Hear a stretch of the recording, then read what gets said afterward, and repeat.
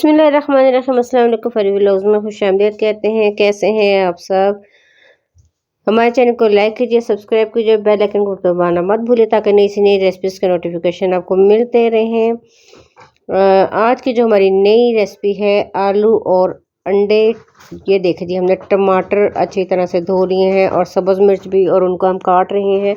Kitchen में जाने से पहले अपने हाथों को हैंड वॉश साबुन से धो लीजिए और या खालिको या मसवरो या जमीलों का वर्द भी करते रहें। और ये देखें जी, हम टमाटर जो है अच्छी तरह से धोए थे, हरी मिर्च भी, उनको हम काट रहे हैं। और मैं प्लेट में साइड पे छिलके इसलिए रख रही हूँ क्योंकि मैंने उनको अच्छी तरह से धोया हुआ है।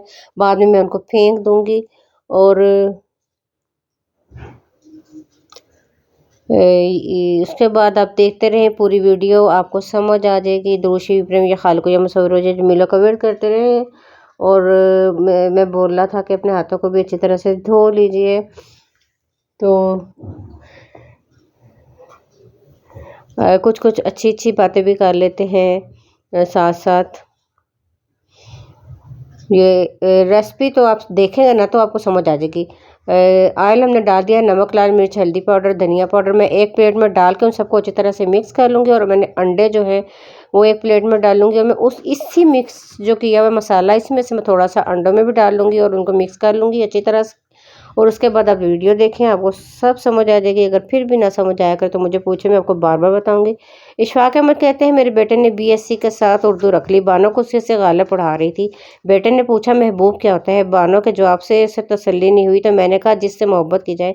बेटे ने कहा ये तो तर्जुमा है, साइंस तारीफ मांगती है। घर में दो दो अदीब हैं, महबूब का एक को भी पता नहीं। फिर हम तीनों बाबा जी के पास गए, इनसे पूछा तो उन्होंने जवाब दिया, महबूब वो होता है जिसका गलत भी ठीक नजर आए। इमाम शाफी फरमाते हैं, लोगों की बातें पत्थरों की तरह हैं, इनको पीठ पर लाद लोगे तो ये पीठ टूट जाएगी। उनको अपने कदमों तले एक बुर्ज बना लो तो इन पर चढ़कर बुलंद होते जाओगे। ये देखें, जो मैंने मसाला मिक्स किया था उसी में से मैं अब थोड़ा सा अंडों में डाल रही हूँ। उन अंडों में मिक्स कर लूँगी अच्छी तरह से। और मैंने टमाटर वगैरह जो डाल के रख दिए थे उनको अच्छी तरह से, थोड़ा सा पानी भी मैंने मिक्स किया था, अच्छी तरह से उसकी भुनाई कर रही हूँ। थोड़ी देर के लिए मैं उसको मतलब पकाऊंगी ताकि जो टमाटर अच्छी तरह से गल जाएं।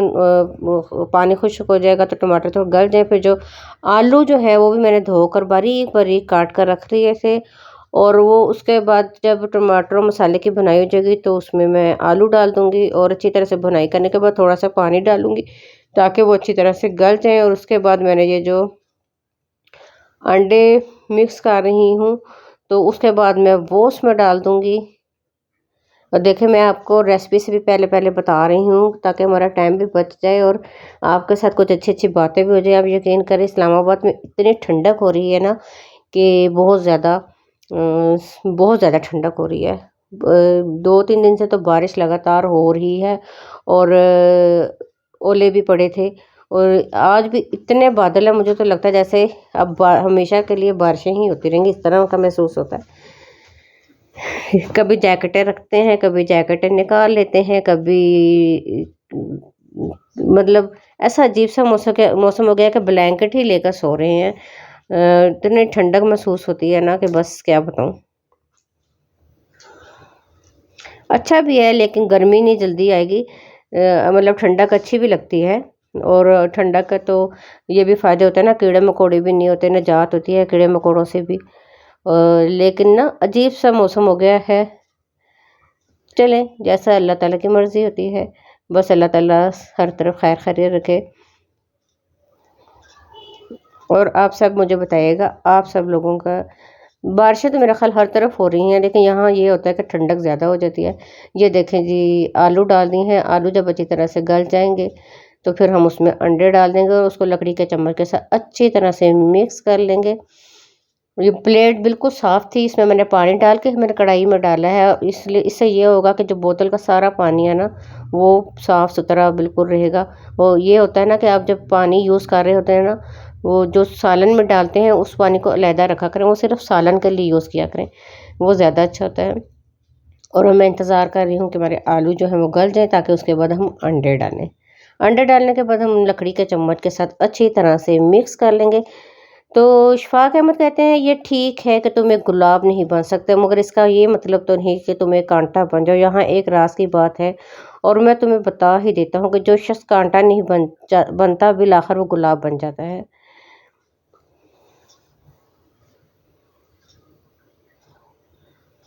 ये देखें हमारे आलू जो है कितना अच्छा मसाला और आपको घी भी नज़र आ रहा होगा। अब हम इसमें अंडे मिक्स करेंगे। बातों में तो हम कितनी बार मिक्स कर चुके हैं, लेकिन अब देखें देखें अब हम इस वक्त तक पहुंच गए हैं कि अब हम इसमें सचमुच अंडे मिक्स करेंगे और लकड़ी के चम्मच के साथ अच्छी तरह से लाएंगे। इस सालन का बड़ा मज़ा आता है, बड़ा अच्छा टेस्ट होता है। और जब कुछ भी ना बनने के लिए हो तो मतलब दिल करता है ना क्या बनाएं क्या बनाएं क्या बनाएं, और टाइम थोड़ा हो तो फिर सबसे अच्छी रेसिपी यही होती है। फिर तो आलू अंडे ही काम आते हैं और मज़ा भी बहुत आता है।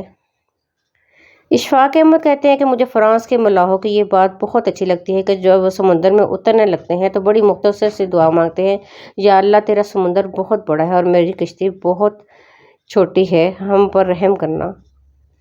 ये देखें हमारे अंडे तकरीबन तैयार हो गए हैं और उसके बाद आप देखना कि मैं ऊपर ओवन में चूल्हा जलाऊंगी और तवा रख दूंगी और 15-20 मिनट के लिए हम इसको रख देंगे ताकि ये थोड़ा बहुत और पक जाए। और उसके बाद हमारे आलू अंडे जो है बिल्कुल रेडी हो गए हैं।